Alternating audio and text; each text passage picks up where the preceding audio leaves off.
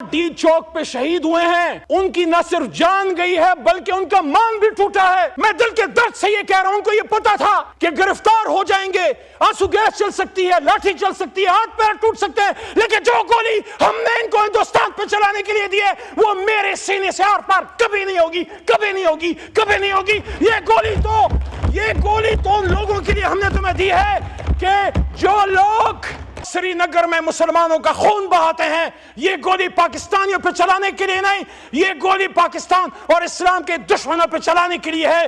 और आज हमसे बात की जाती है कि बताओ, हमारे पश्तो में कहते हैं मड़ुम शुमो पड़ुम शुम, मार भी दिया और मैं ही गुनहगार। मगुलनाम जख्मुन तर वजालम खपुल इंतहाब खपुल इंतकाम पपर हरुद किरान गालम ज पुख्तुन चिलक दमशम लक समशम द जरे जरे हिसाब बदर नवालम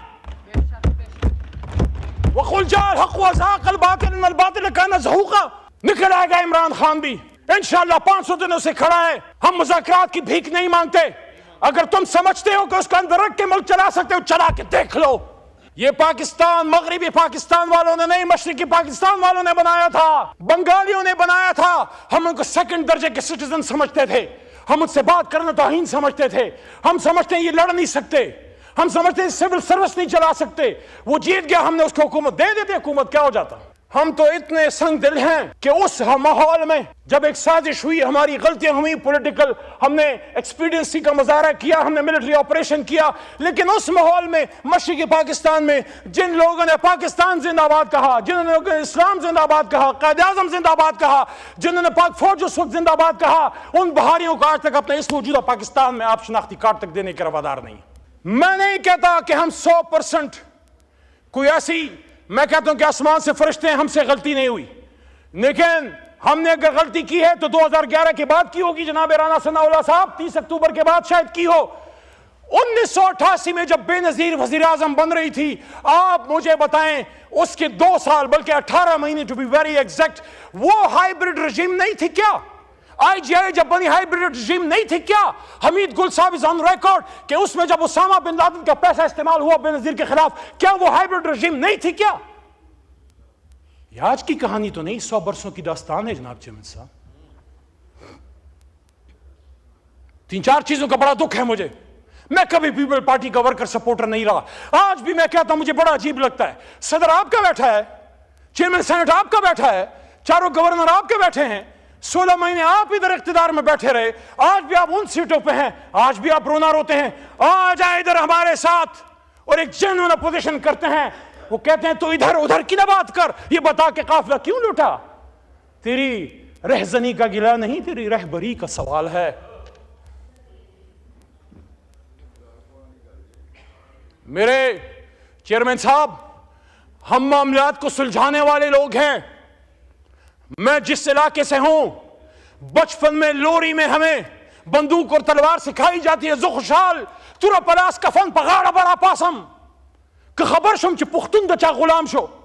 मैं खुशाल खान खटक कब्र से हाथ में तलवार और कफन पहने निकल आऊंगा अगर मुझे यह पता लगा कि पख्तून या मुसलमान किसी का गुलाम बन गया। लेकिन हम आपस में लड़के जीत भी गए तो किससे जीतेंगे? लाश तो पाकिस्तानी की गिरी है ना। अगर इधर अनीस सत्ती की गिरी है इस्लामाबाद में, मैं सब जगहों पे गया हूं।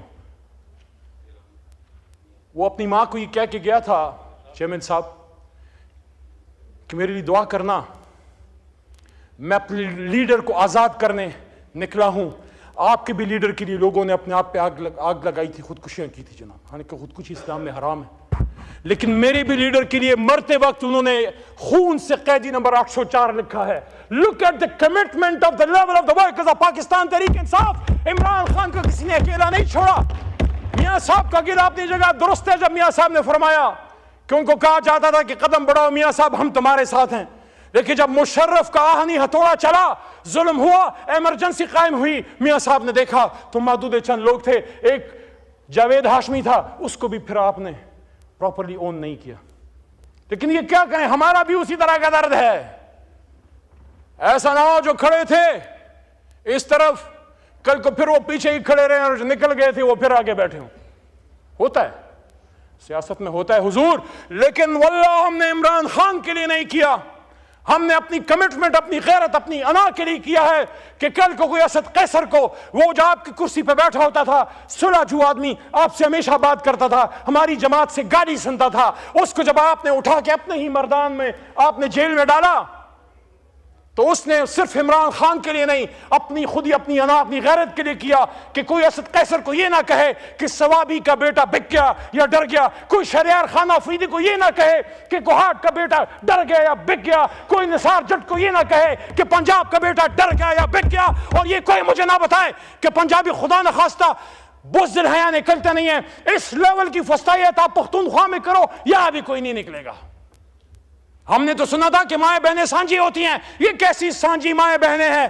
جب میری اور آپ کی ماں ریحانہ ڈار کے سر سے دوپٹہ چھینا گیا اور اس کو کھینچا گیا تو پھر سیال کوٹ کے ساتھ پورا پاکستان کیوں نہ رویا؟ اور آپ کیوں نہ روئے؟ آپ کی تو جماعت ہی خواتین کے حقوق پہ بنی ہے حضور۔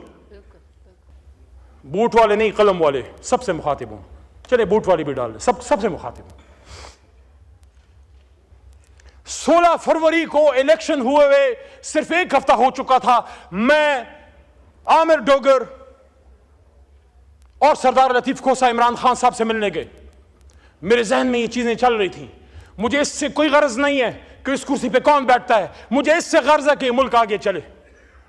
اس وقت آپ کی حکومت نہیں بنی تھی، ابھی اس کا فیصلہ نہیں ہوا تھا کہ کون بیٹھے گا۔ فارم 47 کی روشنائی ابھی کچی تھی، فارم 47 ابھی خشک نہیں ہوا تھا، اس پہ دوسرا رنگ چڑھنے کے قریب تھا۔ خان صاحب سے میں نے پوچھا کہ خان صاحب، آپ نے پچھلے سال 2022 رمضان میں زمان پارک میں آپ سے ایک میڈیا پرسن نے پوچھا کیا فتح مکہ کی بات کرتے ہیں؟ کیا آپ آج بھی فتح مکہ ماڈل پہ کھڑے ہیں؟ میں نے جب یہ بات کی تو کیا اپنے کیا پرائے سارے میرے پیچھے پڑ گئے۔ اور یار آپ مجھے عمران خان سے وفا مت سکھاؤ۔ آپ جب اور جماعتوں میں بیٹھ کے جی بھٹو کہتے تھے، یا جب میاں صاحب آوے کہتے تھے علی محمد عمران خان کے ساتھ، تب بھی کھڑا تھا، آج بھی کھڑا ہے اور انشاءاللہ بعد میں بھی کھڑا ہوگا۔ میں جو بات کرتا ہوں اس لیے کرتا ہوں کہ عمران خان نکلے، ملک آگے جائے۔ میں نے خان صاحب سے کہا آپ کھڑے ہیں؟ انہوں نے کہا ہاں۔ میں فتح مکہ ماڈل پہ کھڑا ہوں، اور فتح مکہ ماڈل کا کیا ہے کہ جیت کے بعد انتقام نہیں، عام معافی۔ لیکن اس کو عام معافی تو رسول اللہ صلی اللہ علیہ وسلم بھی نہیں دے سکتے تھے جس نے کسی کا خون بہایا، وہ تو قصاص کی بات ہے، وہ تو عدالت کی بات ہے، سیاسی انتقام نہیں۔ اور اس کے ساتھ ایک اور بات عمران خان صاحب نے کی جو میں نے جب کی تو پھر مجھے میرے اپنے پڑ گئے، اور پھر آپ کے بھی یار لوگ پڑ گئے، اور وہ دوسرے بھی پڑ گئے، اور سارے پڑ گئے۔